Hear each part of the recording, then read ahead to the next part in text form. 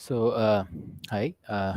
So, in the last class, we looked at some properties, some definitions about Markov chains, some properties of Markov chains like irreducibility, periodicity, and so on, right? And we saw this uh, fundamental theorem about Markov chains, which states that any finite, irreducible, aperiodic Markov chain has the following properties, right? So it has what is known as a unique, it has a stationary distribution. A stationary distribution is sort of a limiting distribution of a random walk, right? Or the evolution of this Markov chain. And so it is defined, it's a distribution pi such that pi times p is equal to p pi, where p is the transition matrix of the Markov chain, right? And the theorem states that this stationary distribution is unique, right? And it is also the limiting probability distribution when you perform a random walk on the graph corresponding to the Markov chain, right?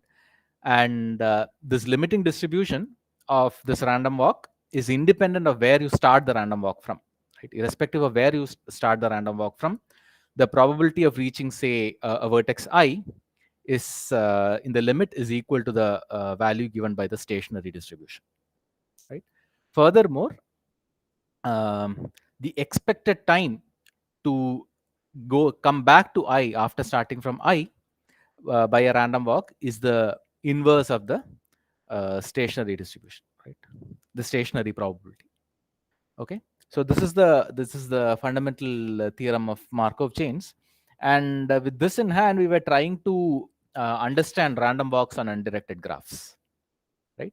And what we saw was, so the way we define a random walk on an undirected graph is that from every vertex, it has dv many neighbors, d of v many neighbors, where d of v is the degree of the vertex. So you have so many neighbors, and you choose to go to neighbor u with probability 1 divided by d of v, right? Where d of v is the degree. Now, this is the random walk in the graph. So you, from every vertex, you choose one of your neighbors at random from the dv neighbors, and you go to that vertex, and you keep continuing, right? The walk keeps continuing. And we looked at the corresponding random walk graph, right? The graph corresponding to the Markov chain, which is this directed graph, right? This is what is given here, right? The directed graph corresponding to the Markov chain, right? And that has, for every undirected edge, it has two directed edges, one going from, say, from 1 to, we have one going from 1 to 2 and from 2 to 1, right? And we wanted to know whether this is what are the properties of this Markov chain, right, or corresponding to the random walk. Okay, we observed a few things. The first is that if the original graph is connected, then the Markov chain, the graph corresponding to the Markov chain, is also strongly connected, and therefore the Markov chain is irreducible. So we know that irreducibility of the Markov chain corresponds to strong connectedness of the graph. Right? So if the original undirected graph is connected, then the Markov chain is irreducible. Similarly, if the undirected graph is non-bipartite, then the chain is also aperiodic. Okay, we didn't prove this, but it's easy enough to believe, right? I'm not going to prove this statement, but if the graph is non-bipartite, then it is also aperiodic, right? So if you have a graph that is non-bipartite and connected, then by the fundamental theorem of Markov chains, you know that the random walk will converge to a stationary distribution. Okay, so let's try to find out what that stationary distribution is first. Okay, any questions so far regarding last lecture and whatever I said so far? Any questions?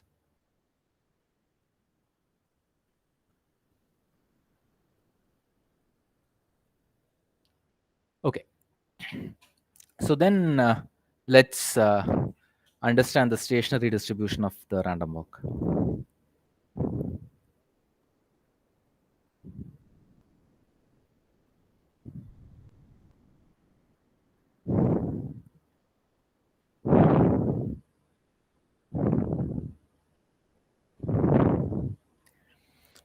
Right. So we have a graph G,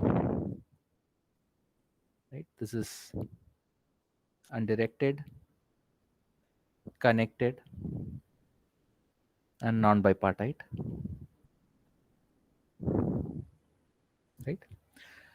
And what can we say about the transition matrix? So let's look at the transition matrix of the random walk, or the random walk matrix of this graph, right? So it's a matrix P and the ijth entry, right? So this is Pij. The value is 1 over the degree of the vertex I if ij is an edge in the graph, and it is 0 otherwise, right? Because if you have the graph, then with probability 1 over di you go to j, right? If there is an edge ij, then with probability 1 over di you go to the edge j. Otherwise you don't go to that uh, vertex, right? Only the neighbors, you go to only your neighbors, and the probability of going there is 1 over the degree of yourself. So what is the stationary distribution? So let's look at this distribution pi. Okay, let's say pi is written as pi 1, pi 2, and so on till pi n, right? What you do know here is that if pi is the stationary distribution,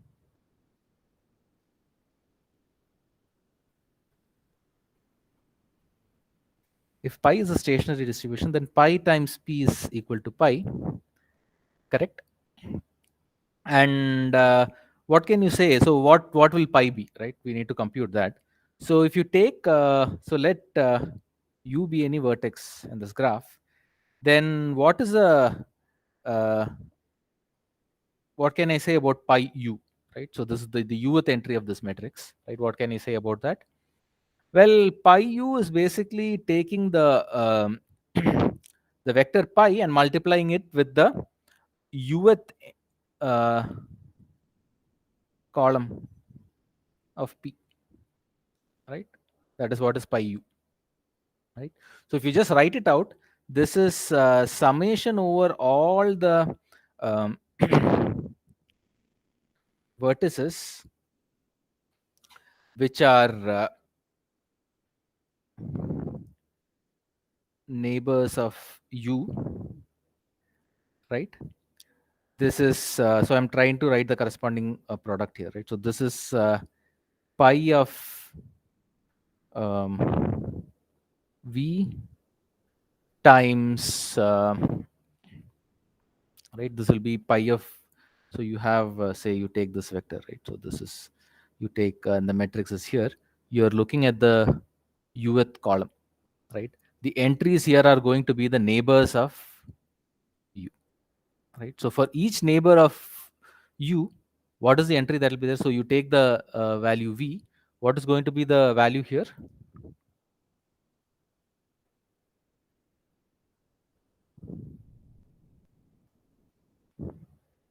Yeah, it's 1 over dv, right? It's 1 over d of v, right? So this is the equation that will be true for every u in the vertex set v, right? So if you notice it, if so one way, so if pi were not a distribution, right? So if I set um, pi of u to be equal to du, okay, in which case say this is not a distribution, right? I just put the value of pi of u equal to du, then uh, pi of u which is equal to du, this is nothing but summation over all the v in n of u dv times 1 over dv, right? And the cardinality of n of u is basically nothing but the degree of u, so this is equal to d of u, right? So if I set pi of u to be du, right, then this indeed satisfies this equation, right? Pi of u is equal to du satisfies this equation, but it's not a distribution, right? This is not a distribution because d of u is some number which is greater than 1. So what you can do is you can just normalize this value, right? What do? You take du and then sum it up over all the dv for all the vertices, right? If you do this, Now, and you call this to be equal to pi u. So now pi u is a distribution, right? So if you take this du and you just normalize it, right? You sum it over all the values. Now this is a distribution because if you take the sum over all, this is a distribution because summation pi u for u in u v is equal to 1. Right?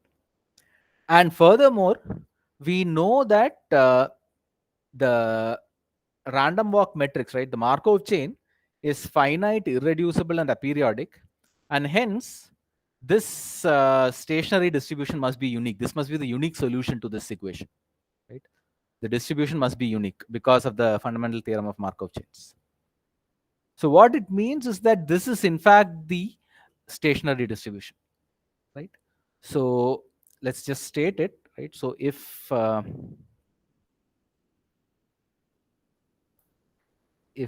G is an undirected um,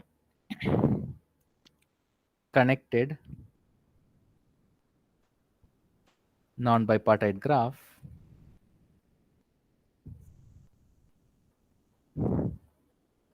then the stationary distribution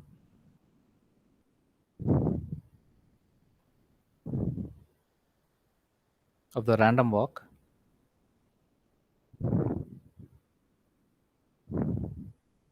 on G is given by pi u is equal to du divided by summation dv v in v. This is nothing but du d of u divided by 2 times the number of edges, right?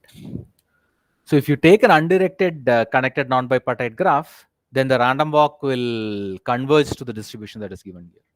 Okay? In particular, so suppose that G is regular, okay, say G is d-regular, which means that every vertex has degree d, right? Then if you notice, pi of u is nothing but d divided by uh, 2 times. So uh, what is cardinality E? This is going to be nd divided by 2, right? If this is regular, so this is nothing but 2 times nd divided by 2, which is 1 over n, right? So what this is telling you is that a random walk on a regular graph converges to the uniform distribution.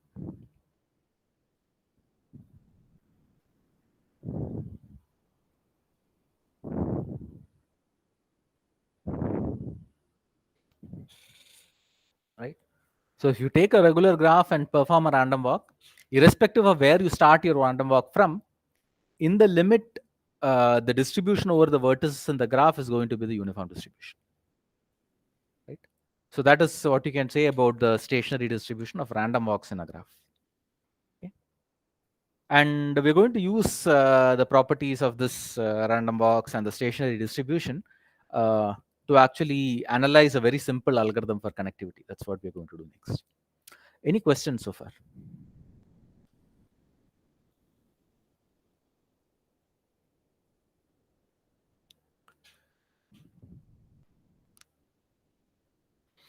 Any questions?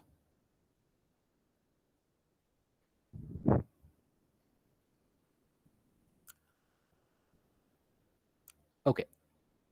So then let's look at this problem that you probably know already, right? It's called this undirected ST connectivity. Right? It's a very basic graph problem, right? It's a lot sort of like a primitive that is used in many different algorithms, right? So what is the problem? So you're given an undirected graph G, okay, and 2 vertices. right? S and T. You want to check if there exists a path in G from S to T, right? Does there exist a path from S to T in this graph, right? And there are many ways in which you can do this, right? So, I mean, you can always use a BFS or a DFS, right? And this will give you an order m plus n time algorithm, right? Where m is the number of edges and n is the number of vertices, right? So it's a very it's well known, well studied, well known, and it has a very efficient algorithm already. But if you notice a BFS or a DFS, the only small problem you might have with the algorithm, if at all, is the fact that they require omega n space, right? Right. They need a lot of space because you basically have to store the stack, right, or the queue, depending on whether you're doing a BFS or DFS, containing uh, vertices, visited vertices, and so on, right, for some sort of bookkeeping, just to know where you are and where. So be a DFS would mean that you stop somewhere and then you want to know where you want to restart your DFS, and similarly in BFS you want to know which is the next vertex which you should explore, and so on, right? And so to store all of these you require omega in space, right? So the space requirement is fairly large, but it's the most efficient algorithm if you want to think about it, because to represent the graph you anyway require order m plus in space, m plus in space, and it's linear in that space requirement. So it's a very efficient algorithm that way, just that it requires omega in space, right? Additional space. What we'll see is a randomized algorithm.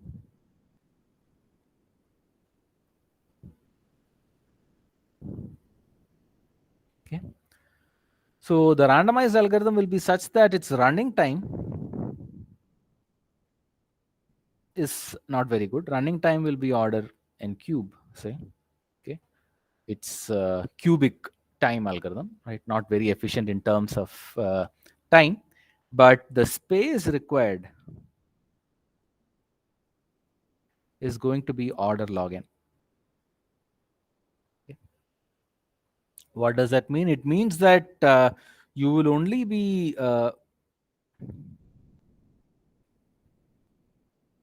so you only store. In fact, you will only store a single vertex at any point of the algorithm.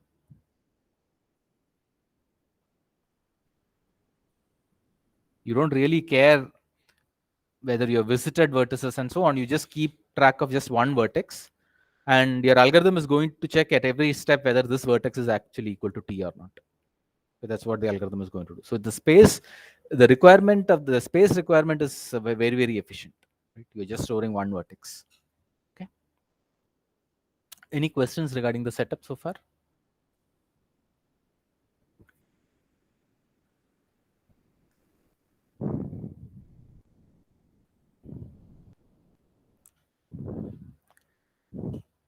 All right. So then let's look at this randomized algorithm. Okay.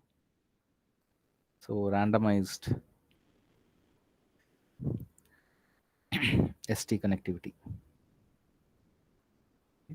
The algorithm is fairly simple, right? What you do is you start a random walk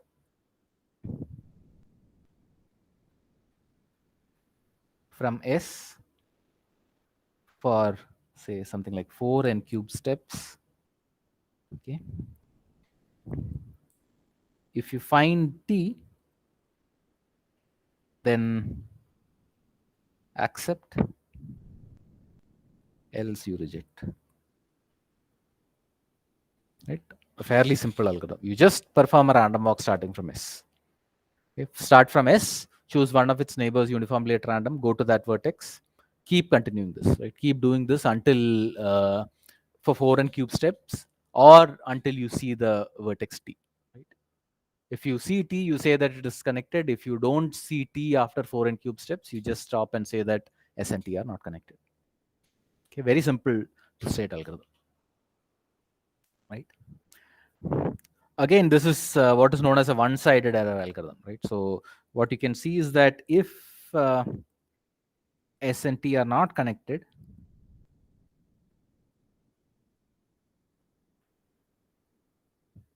right, then the algorithm always returns reject.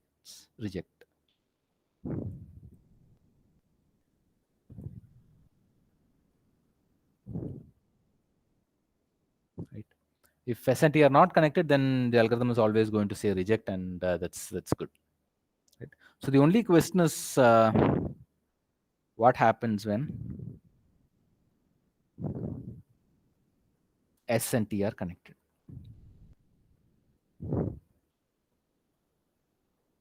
Right. Because that's what you want to know, right? What happens if S and T are connected? How likely are you to say accept, right? Or how likely are you to say reject? That's what we want to bound. Right? That will give the guarantee of this algorithm. Okay. So this is the question that we are interested in finding. Okay.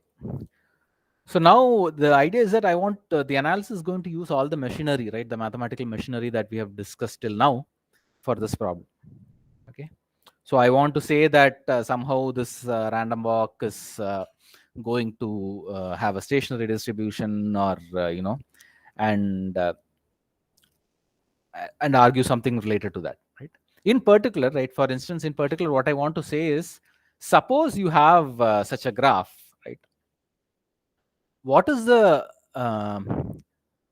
so this is if you answer the following question, then we are done actually, right? What is the expected time for a random walk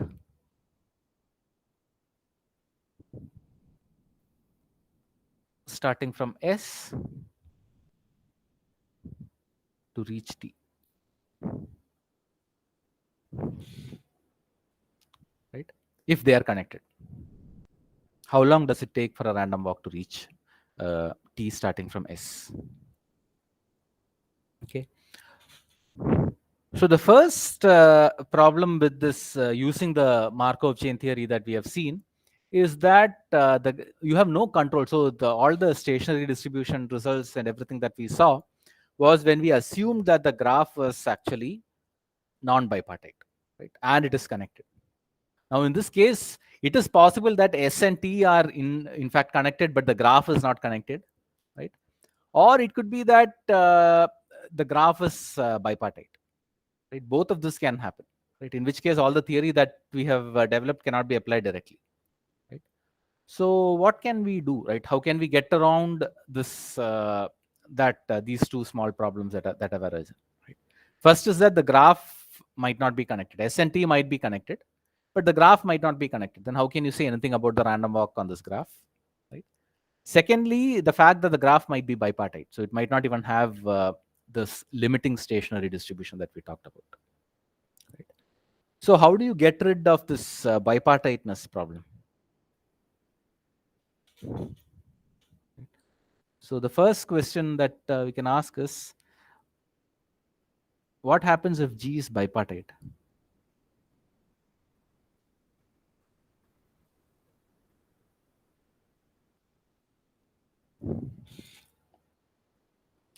Right, then the stationary, so actually there is a stationary distribution if the graph is bipartite, just that it will not be the limiting distribution, right? It's something, its interpretation is different.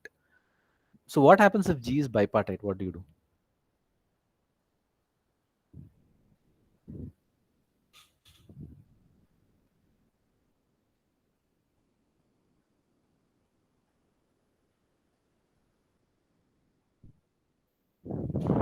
I want to solve the connectivity problem, right? But then I want my random walk to be aperiodic, right? And if G is bipartite, it is not aperiodic. How do I get around this?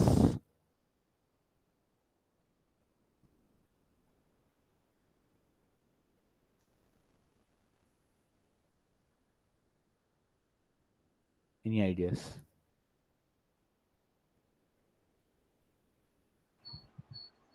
try to artificially introduce a edge or something to make it like non-bipartite. That's right. So the only problem is if you add an edge, it might break the connectivity, right? Maybe the graph was originally connected or not connected, and then by adding this edge, suddenly the graph has become connected.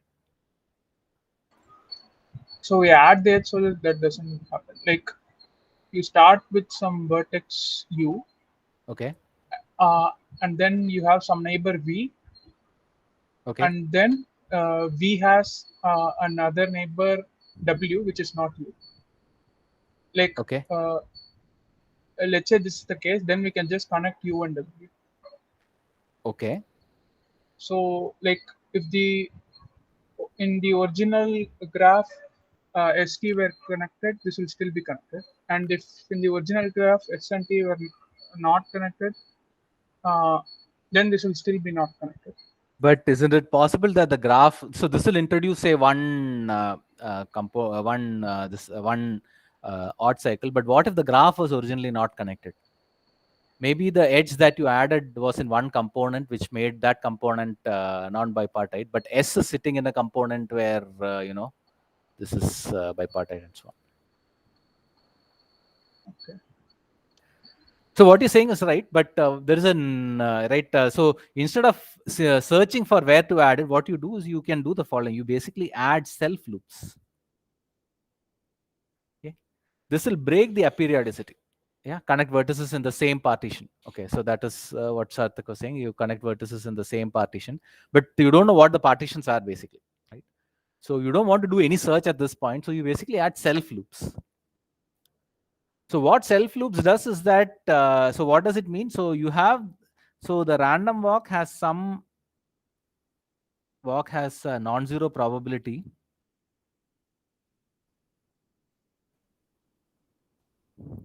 to stay at the current vertex.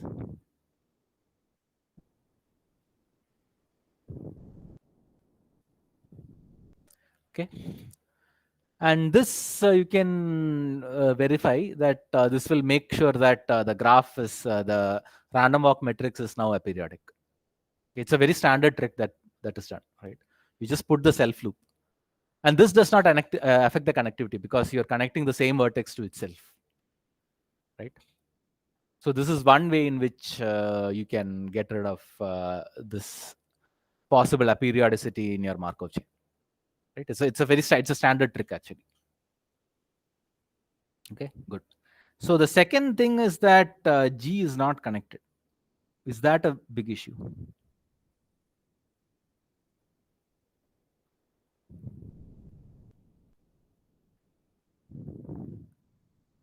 Right?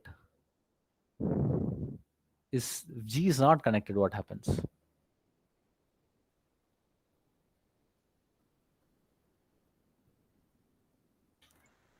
You'll get like isolated, strongly connected components. Yeah. So the thing is, you don't really care. The stationary distribution depends on the starting vertex, but then what you know is that you can apply the Markov chain theorem to the connected component.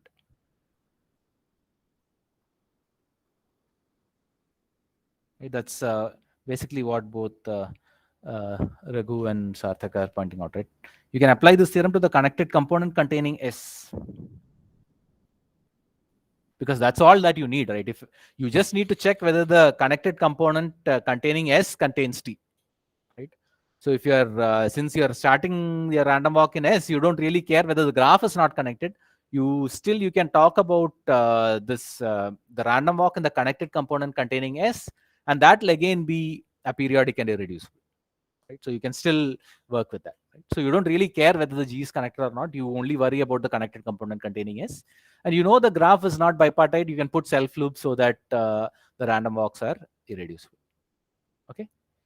So these are small technical things that are taken care of. These are like fairly standard tricks also in some sense. Right? There's nothing too conceptual about it. These are some standard tricks. Okay. All right. So now you have this graph where you have added self loops so that the random walk is aperiodic. correct?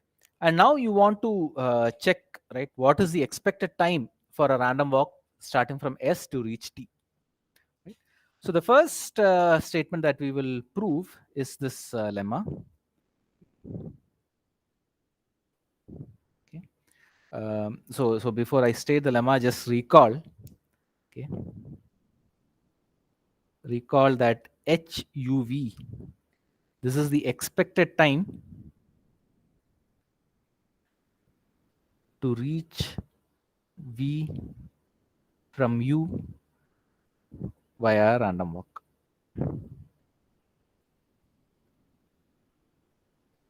Right, the hitting time. We call this the hitting time.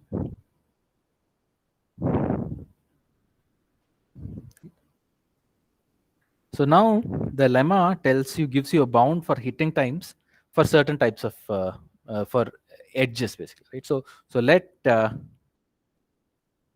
G be a connected non-bipartite graph, right? In our case, we'll be working with the component containing S, basically, right?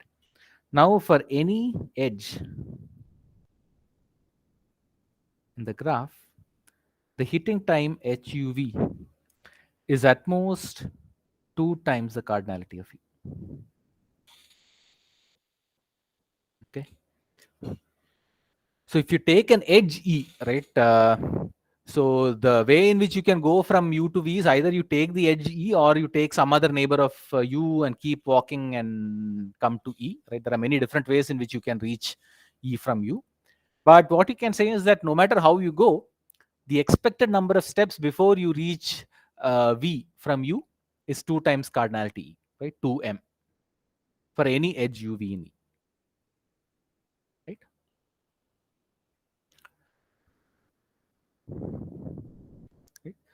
Okay. Any questions regarding the statement?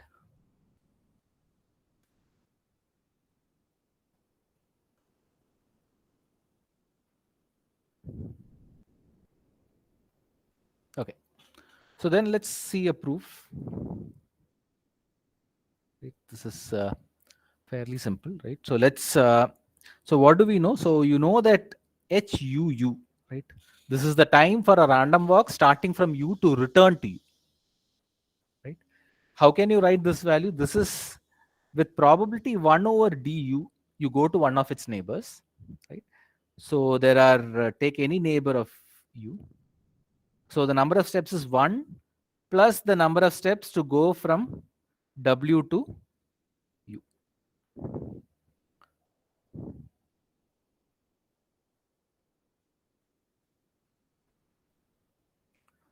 Right?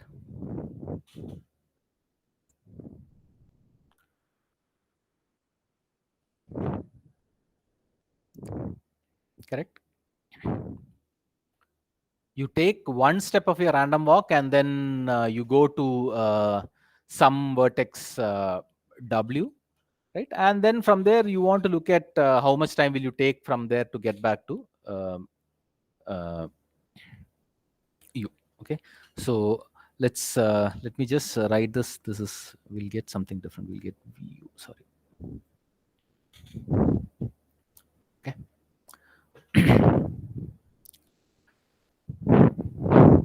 Okay. So then what do we know? So you know that, so now you use this, the fundamental theorem, right? So by this fundamental theorem of Markov chains,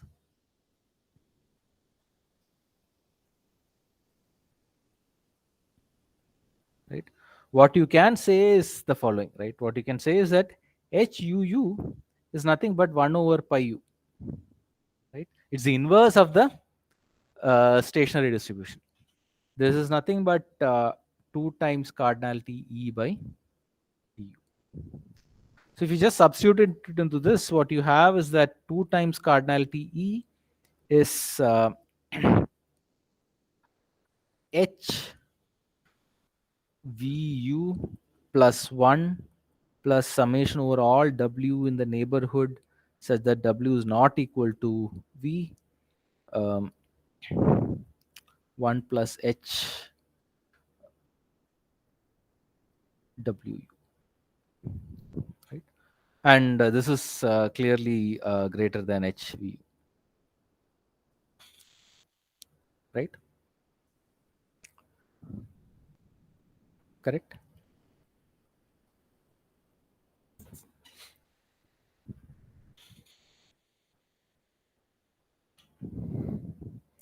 So the heating time for HVU when there's a edge UV is basically 2 times cardinal T, right? So it's an undirected graph. So UV and VU, these are basically so there's an edge UV. Similarly, you have the edge VU also, right? Okay. Any questions? It's fairly straightforward, right? It's a very simple calculation, right? Okay. So this talks about the time to go from V to U when the edge UV exists in the graph. What we are interested in is take any two vertices. How long does it take for you to go from one vertex to the other? Right. So to define that, we'll define what is known as the cover time. Okay. The cover time of a graph.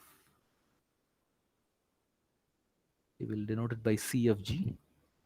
Okay. What is the cover time of the graph? It is the maximum taken over all the vertices in V, the expected time to cover all the vertices in G for a random walk starting from V.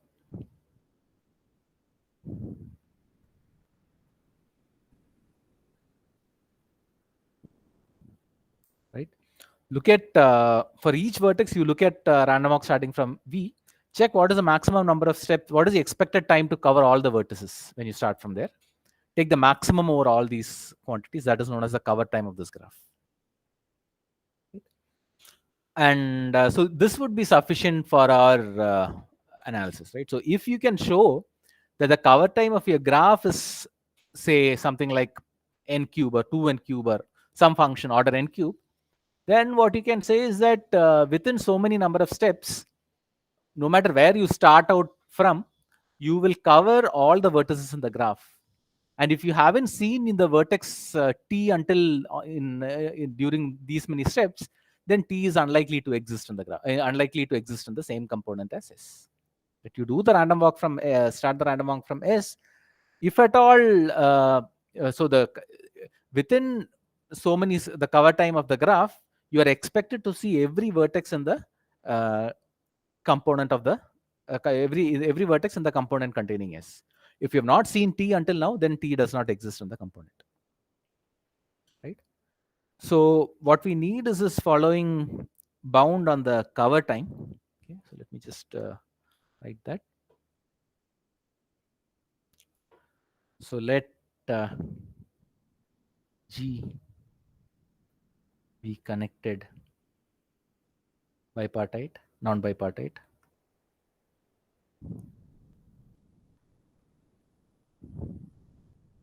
Let G is connected and non-bipartite. Then the cover time of G is at most 2 times cardinality E into cardinality V minus 1. Right? This is like 2n cube.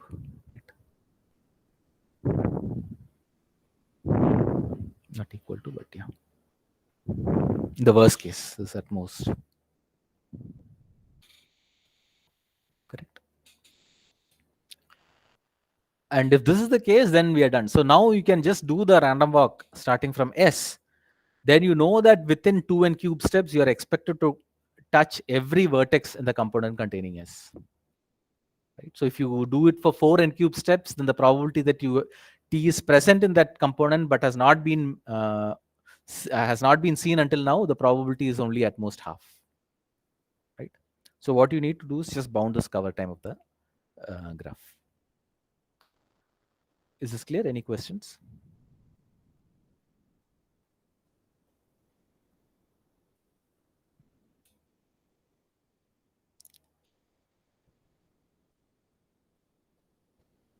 Okay. So the proof again is not very difficult, right? So to do that, what you do, look at is you start with a spanning tree of G. start with a spanning tree of G. Okay, call it T. Okay. Now consider a sequence. Consider a tour of T. Okay, starting from some U, where each edge in T is traversed, say, two times, right? One and two times, and return, and you return to U. Right? So this is what I'm saying. So suppose you have a tree, which looks like this, say.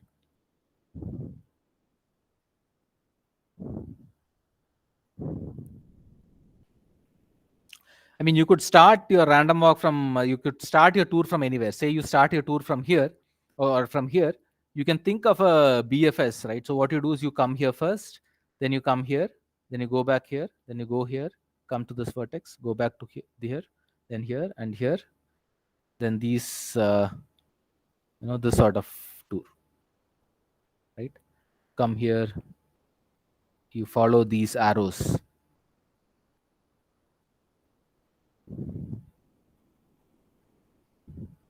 right? So this is a tour where each edge is traversed twice, right? And you get back to your starting vertex. And it's easy to get, so if you want to see, so you have a sequence of vertices corresponding to this tour, right? So for instance, if I call this V0, V1, V2, V3, V4, V5, V6, and V7, the tour would be something like V0, V1, V2, V1, V3, sorry, uh, yeah, V0, V1, V2, V1, V3, V4, V3, and so on, right?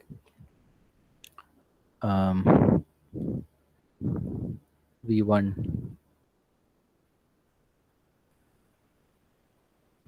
V0, and so on. You have the sequence basically, right? And each of them corresponds to, so each of them is this an edge, right? All of these are edges, right? And each edge is traversed exactly twice. Okay. So consider such a tour and the sequence of these vertices. Okay.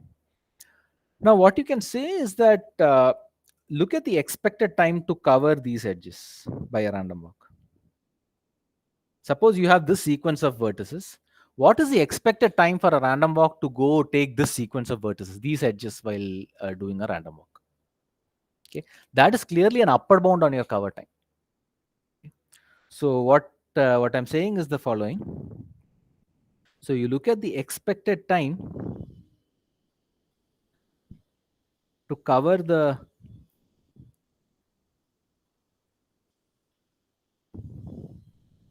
edges given by this tour on the spanning tree.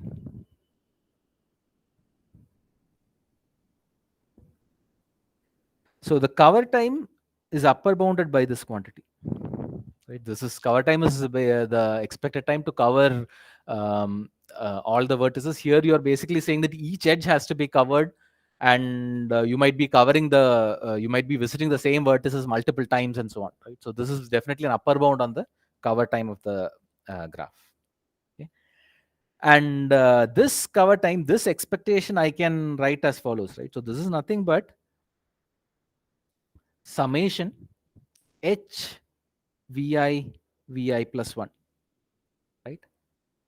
For the sequence of vertices, right? Sequence of vertices given by the spanning tree, right? And so as I goes from so I, right? And you know that each of these quantities is upper bounded by 2 times cardinality E. How many summons are there? How many summons will be there? How many times will you sum it? 2 times n minus 1. 2 times n minus 1, yeah. Right, because why? Because this is the number of each, basically each edge is counted twice. Right. So then what you have is that this is upper bounded by 4 times. So maybe then what I wrote is slightly different. Okay, maybe I'll just correct it. I wrote 2, I think.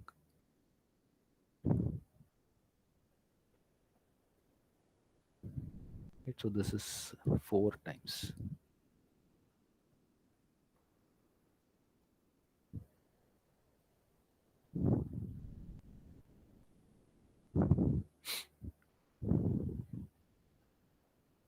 This is n choose 2, which is,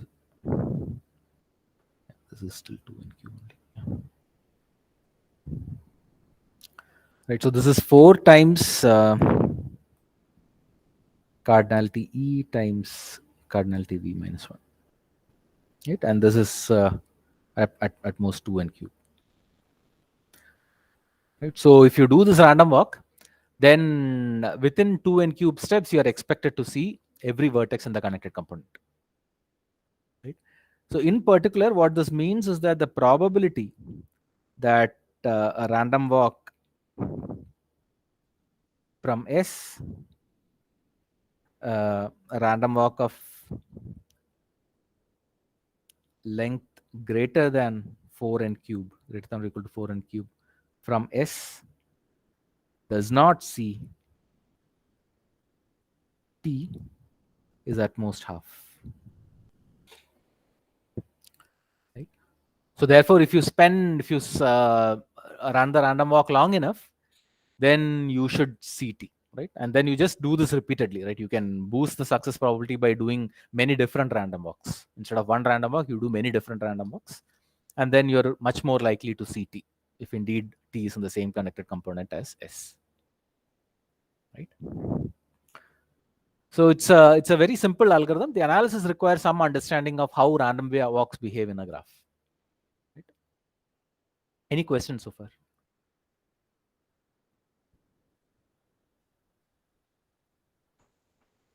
So here, why are we using the this cover time exactly? Why can't we directly use the hitting time from S to T? Because we don't have a bound for it exactly, right? I mean, the theorem that we had was only for edges, right? Like we have hitting time. Oh, okay, okay. We don't know in general for arbitrary U and V, we don't know what is the hitting time. So that somehow we are using this somehow in the calculation seems very loose though, right? I mean, it seems as though we are, doing a very, very loose upper bound and so on. But it turns out that this is not exactly loose. In fact, you can't do, it is possible that you might have to do actually this in the worst case. Right? There are things not. Yeah. Yeah. So this doesn't talk about hitting time of arbitrary vertices. It's only about the edges. Yeah.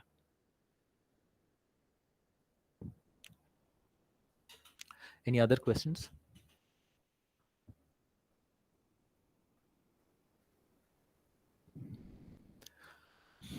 Okay. So this tells you that in expectation, a random walk starting from S will cover all the vertices in S, all the vertices connected in the same connected component at S within order n cube steps. Right. So there is this other question that is interesting about Markov chains and their stationary distributions, which is that how fast does a random walk converge to its stationary distribution? Right. So this is another important question regarding Markov chains, which basically talks about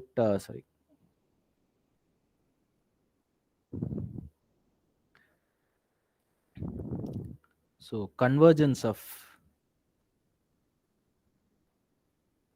Markov chains. Right. How fast do they actually reach the stationary distribution? How long do you have to perform a random walk, right, before you reach a stationary distribution? Correct.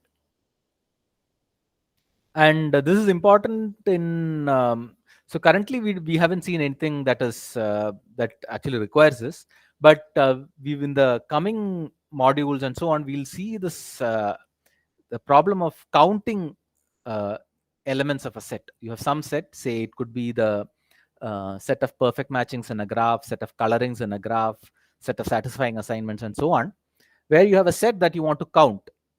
And there is a very nice connection between counting and sampling. Okay, so what it says is that if you have an algorithm which can sample uniformly from a set, then you also have an algorithm to approximately count the size of the set. Okay, there is a very formal way in which you can connect. If you have an algorithm that will sample elements from a set uniformly at random, then you can actually count that size of that set also approximately. Okay, and the way in which this is used in many algorithms is what is known as this Markov chain Monte Carlo. Right? You might have heard of the term, right? Markov chain Monte Carlo does the following. What it does is it tries to design a Markov chain whose stationary distribution will be the uniform distribution over the set that you want to count. Okay? For instance, if you want to count the number of perfect matchings in a graph, okay, you define a suitable Markov chain such that its stationary distribution will be the set of perfect matchings of this graph. Okay. Now what you do is you do a random walk, right? You start evolving this Markov chain. You run a random walk, provided you know that this Markov chain converges to the stationary distribution quite fast, right? With certain number of t steps, you run the random walk for t steps, and then you know that after that, whatever you have is actually a perfect matching that has been uniformly sampled from the set of perfect matchings. And now your connection between sampling and counting will tell you that this is sufficient to actually count the size of perfect matchings in the graph. Okay. So in many situations, it's actually very crucial not to just prove the existence of stationary distributions, but also answer questions about how fast can you reach the stationary distribution. Okay. And that is what we are going to see. So we're going to look at graphs for now. We're going to look at random walks on graphs, and we will see some properties of when do they converge, what is the convergence rates, what types of graphs have fast convergence, and so on. Right. So that's what we're going to see next. So to understand this, first we will just digress a little bit away from this combinatorial view of graphs and so on, and look at a slightly more algebraic look at graphs in a little more algebraic way. Okay, so because that is needed to actually state what I want to say about these convergence properties for random walks on a graph. Okay, so you suppose you have a graph. Okay, let's take an undirected graph, okay, and assume that it is regular. Okay, it's deregular. So you have an undirected deregular graph. Okay, and maybe even okay, let's start with this. Okay, so this is the graph G. Okay. Now corresponding to this graph, given this graph, you can look at the random walk on this graph, right? Now the random walk, let's look at the random walk matrix. Let M be the random walk matrix of this graph.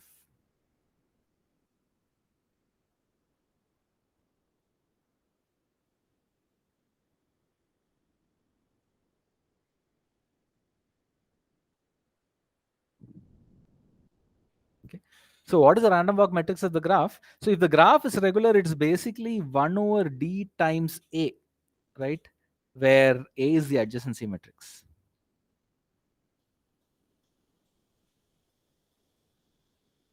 Correct? Because for every vertex, the probability of going to a neighbor is 1 over D. A is the adjacency matrix, which is 1 when there is an edge and 0 otherwise, right? So Aij is basically the matrix which is 1 if the edge ij is present and it is 0 otherwise. So the random walk matrix can be written this way. Okay. Now this matrix has some nice properties, right? So this matrix M is a real matrix, right? And it's symmetric.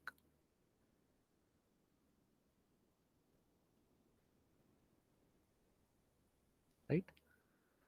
Because it's an undirected graph. So if aij is 1, then aji is 1. And since the graph is regular, both these entries are 1 over d. Right? Because it's an undirected graph and it's a regular graph, the random walk matrix corresponding to this graph is a real symmetric matrix. Okay. Now, so what we'll see next is usually studied in. So what you're going to do is you're going to understand the properties of the graph, some structural properties of the graph, using properties of this matrices. Okay, and this is typically what is studied in an area of graph theory known as spectral graph theory. Okay. We're going to connect properties of structural properties of graph with algebraic properties of these linear algebraic properties of the matrix, right, of the random walk matrix. Okay. In particular, it is known that if M is a real symmetric matrix, then every eigenvalue of M is real. Okay. So what is an eigenvalue? So eigenvalue is basically, so an eigenvector is a vector V such that MV is equal to lambda V, and these lambdas are the eigenvalues. We will not prove any statement. We will not prove most of the things that we state in this part. Right? We will just briefly try to understand what these statements mean. Okay, we will not digress too much into linear algebra, but this is a well-known result that if you have a real symmetric matrix, then every eigenvalue of M is real, right? And so you can take the matrix M and you can look at the eigenvalues of the matrix. Okay, the set of eigenvalues of the matrix is known as the spectrum of the graph. Okay, so spectral graph theory basically tries to look at the spectrum of the graph and from that understand properties of structural properties of the graph. Correct?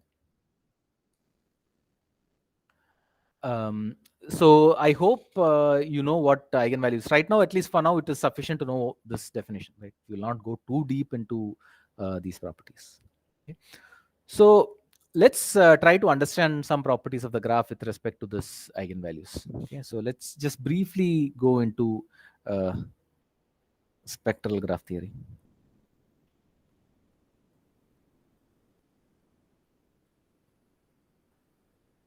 Right. So the first thing that happens, so suppose you have the M, right? M is the random walk matrix.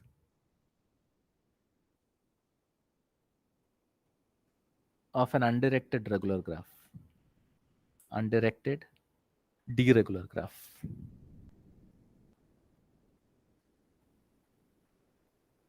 Right.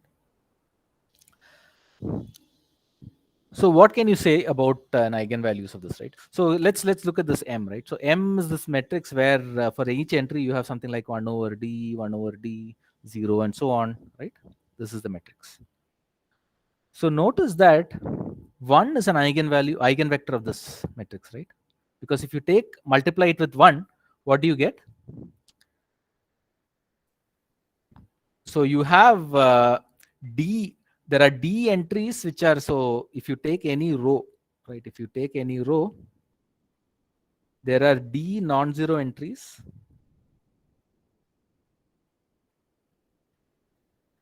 And each has value 1 over D, right? So because of this, the all ones vector, right, is an eigenvector with eigenvalue 1. So the all ones vector, so this is an eigenvector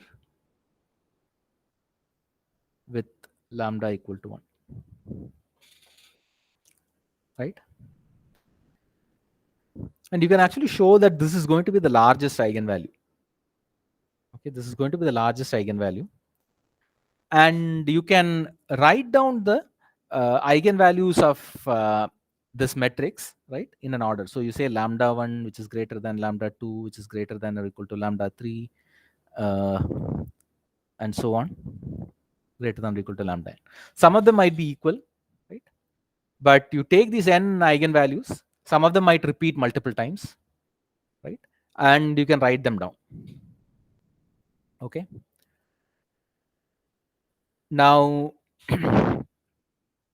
let's look at, so what we know is that if you have an undirected d-regular graph, then lambda 1 is equal to 1. Okay. This is what we know. What can you say about lambda 2?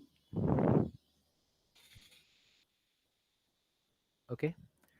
So is it possible that lambda 2 is equal to lambda 1? So what do you mean? So what do you mean when you have eigenvalues that repeat?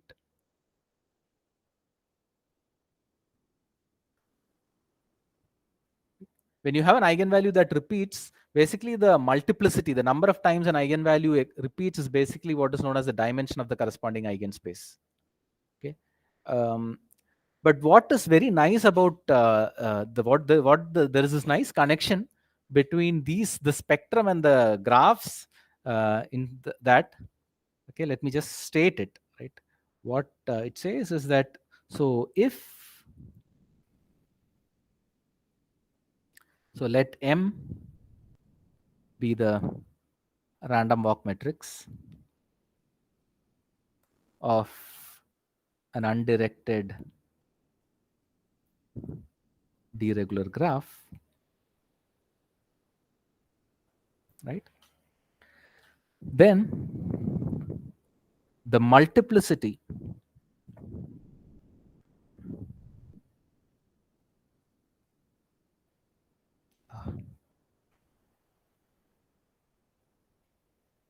sorry,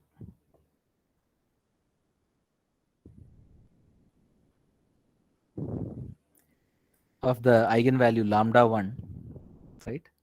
The multiplicity of lambda 1, which is whose value is equal to 1,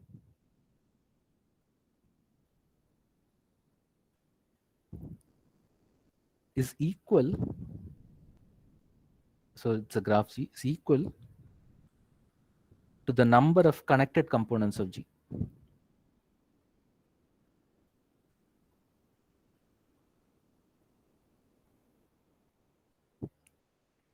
Right? So you just take this random walk matrix and you look at the compute its eigenvalues. If the largest eigenvalue appears multiple times, right?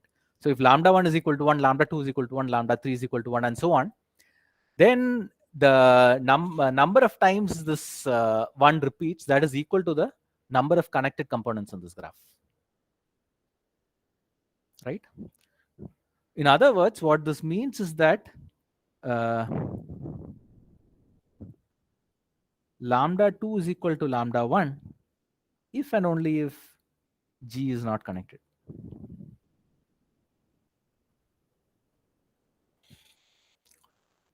Right?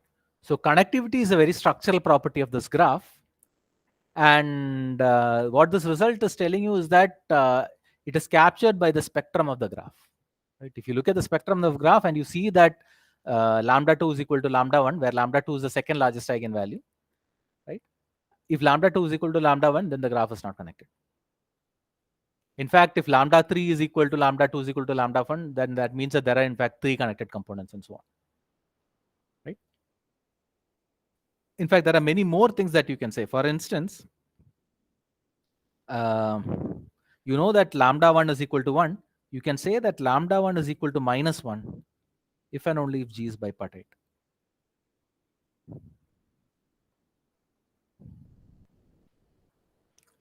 Okay. So the spectrum gives you a lot of information about the properties of the graph. Right? Are these statements clear? We are not going to prove any of them. Right? We haven't developed any the necessary math to prove any of them. We are not going to prove it. But it's just to show you how the random walk matrix gives you, the eigenvalues, the spectrum of the random walk matrix gives you a lot of information about the graph itself. Right? In particular, we are interested in this statement. We want to generalize this statement a little bit more. Okay.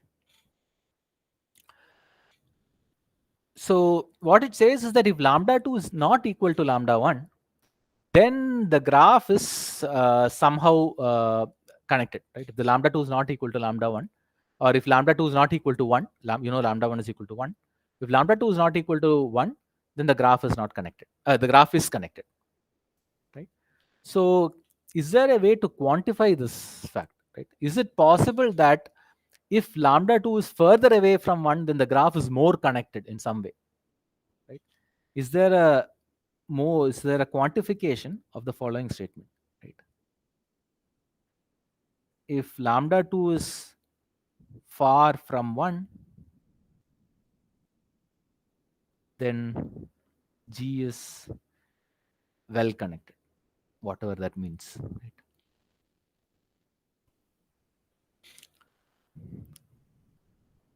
Right. So the reason we want to state it this way is that, say for instance, you have a graph which looks like this. Okay, so there is a very well connected component sitting in here.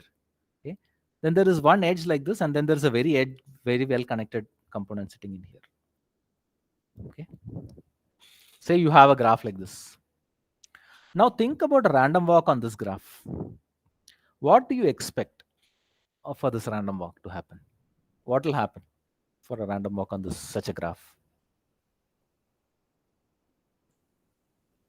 Right? Intuitively, what do you think will happen? You tend to stay on one of those K files.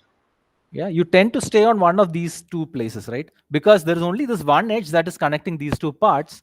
So you're unlikely to actually take that edge out, right? Because there are so many edges that are sitting inside. So you're more, if once you start in a particular component, you're more likely to spend a lot of time spend in that component before you actually head out, right? So you would expect that so the graph might be still be regular, right? The graph might still be regular. I might have that all the edges have the same degree, right?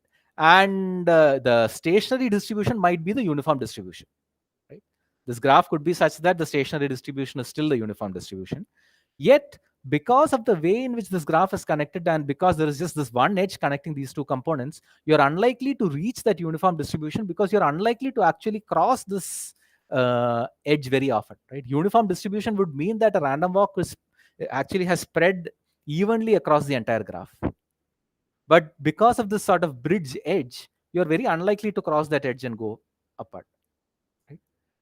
And it's also true that this graph is not well connected. It is connected, but it's not well connected, because I can just remove this one edge and the graph becomes disconnected. Right?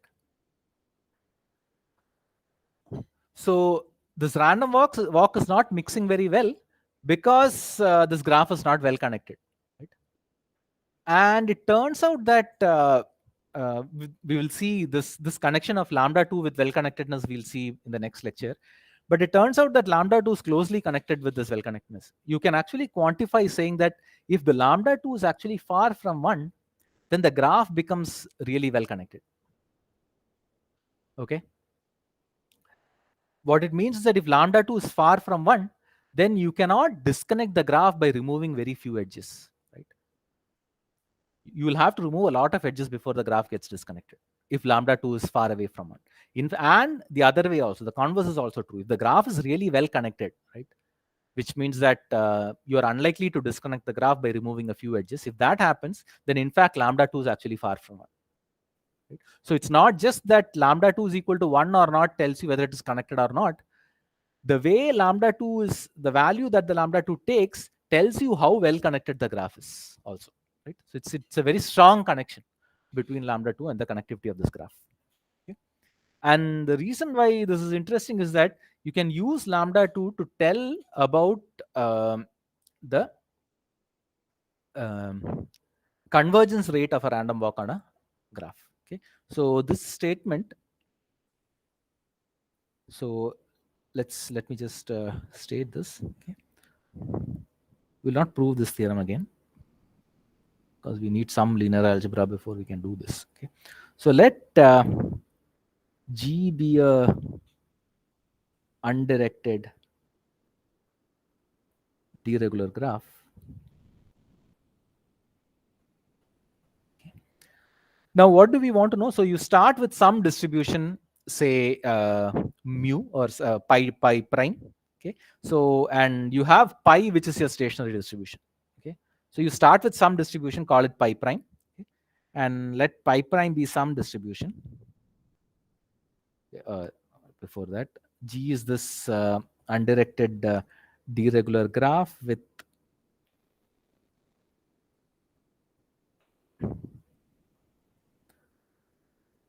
random walk matrix M. Okay, let pi prime be some arbitrary distribution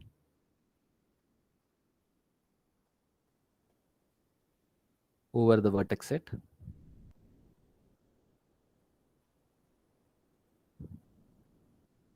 Right, and let pi be the stationary distribution.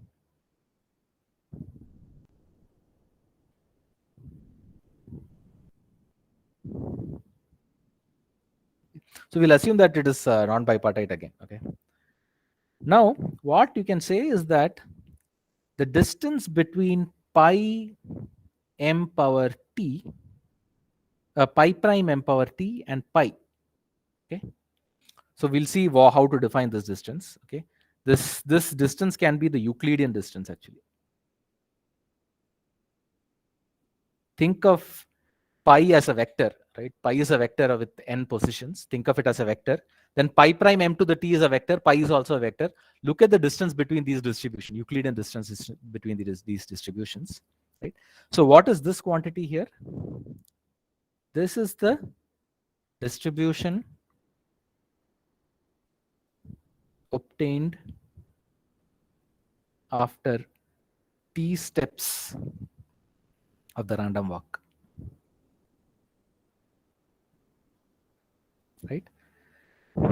This is the distribution obtained after t steps of the random walk, and pi is the stationary distribution. Now it turns out that this quantity is upper bounded by lambda 2 to the t, where lambda 2 is the second largest eigenvalue of M.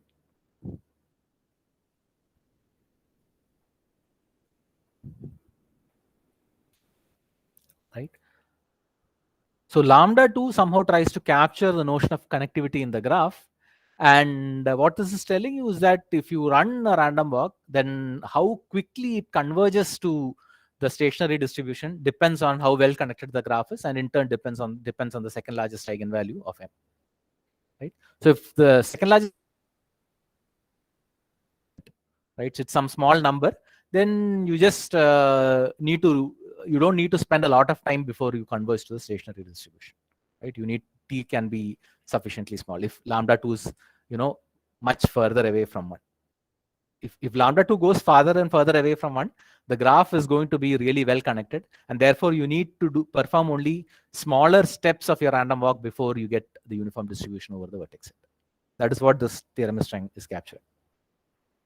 Okay, and in particular, what you can actually show is that for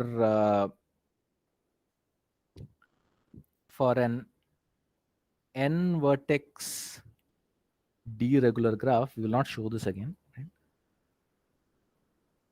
right? For n vertex deregular graph, lambda 2 is something like 1 minus 1 over dn squared. It's not it's actually very close to 1, right? In general, because you don't know how the graph is, right? Even for the worst case graph, you need to bound lambda 2, right? So for instance, this graph that we saw in the previous slide, right? This is a graph which is really not well connected, right? You can remove one edge and the graph will become disconnected. It doesn't matter what the graph is. You can always give a bound of the form that is given here. So it could be very close to 1, right? 1 minus 1 over dn square because as n, if n is large, this can be very close to 1. But for every n vertex deregular graph, you have some bound like this. And if you notice, if you actually try to substitute this in, the sort of t that you need for the random walk to get close to the stationary distribution is like n cube. Right? In the worst case, d could be n, right? In which case 1 over dn square is 1 minus 1 over dn cube. Number of steps that you need to take is something like n cube. Right? So the bound, even though it seemed loose in that analysis, it is fairly tight also. It will not be very far away. from that bound. There are graphs for which you will need to actually perform so many steps. Right? So this connects the graph and its random walk, right? Convergence of the random walk to the second largest eigenvalue of the random walk matrix, right? So now it turns out that there are graphs for which this lambda 2 is actually very small, very far away from 1. Okay, and these are graphs that are really well connected graphs. And they have a lot of applications. So such graphs where lambda 2 is actually very small and so on, these graphs are called expanders. Okay? Expanders are graphs which are highly connected. They actually are. It sounds like some sort of a contradictory feature, right? The graph is going to be extremely very well connected, which means that lambda 2 is very far away from 1. And typically, you would think that if you want connectedness, you want to add a lot of edges, right? That's how you make a graph connected. But then expanders are graphs which are regular. They're basically say 3 regular or something, right? You have expanders for any n. You have a 3 regular graph on n vertices, whose lambda 2 is actually be very far away from it. It will be extremely well connected. You will have such very sparse graphs where if you do a random walk, they will mix very fast. Okay, so we will see such graphs also. We will not see how to construct such graphs. We will see such graphs and see how how they're used in for certain things in certain randomized algorithms. Okay, we will not prove any of the theorems that we will see in this section because they require some non-trivial amount of linear algebra. We will not prove any of them. I'll give you references to read if you want, but I'll give that in the web page. But we will not prove any of these statements. We'll just try to understand what these statements mean. Okay. So that's all for today. Any questions? Sir, like, does this mean that lambda 2 is always positive? Does this mean that lambda 2? So it is possible that, so for instance, if you have bipartite graphs, then it is need not be, right? Otherwise, it is if you have an undirected irregular graph, yes. If it is non-bipartite, then yeah. Okay, sir. In fact, I think you can say even more statements. I think you might have, if you have a, for instance, if you have a bipartite graph, and then what will happen is that you can even say that lambda 2 and minus and lambda n minus 1 are lambda n minus 1 will be minus lambda 2 and so on. So there are a lot of nice properties that these things have, right? So it's yeah, maybe we can discuss it, but we cannot prove anything right now, at least. Yeah, that's true. Yeah. Any other questions regarding this? So it will be, I leave it like this. I will not try to prove anything formally, just informally discuss what they mean.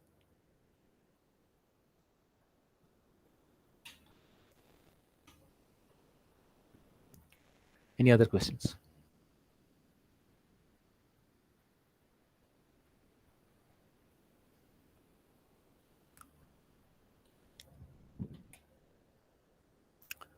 Okay, so then let's stop for now. We'll meet tomorrow and continue with this this random walks, properties of random walks. Yeah. Thank you. And also, I think some of you have asked me to send the scribe notes. So I don't know. Someone has actually asked me to put the scribe notes online. I will put that on the Moodle page, right? I don't know because I haven't edited any of them. And in case you feel that you don't want to put it in the public domain, I'll put it in the Moodle so that the other students can look at it, but it will not be available for everyone. Okay. I hope that is okay. Yeah. Thank you.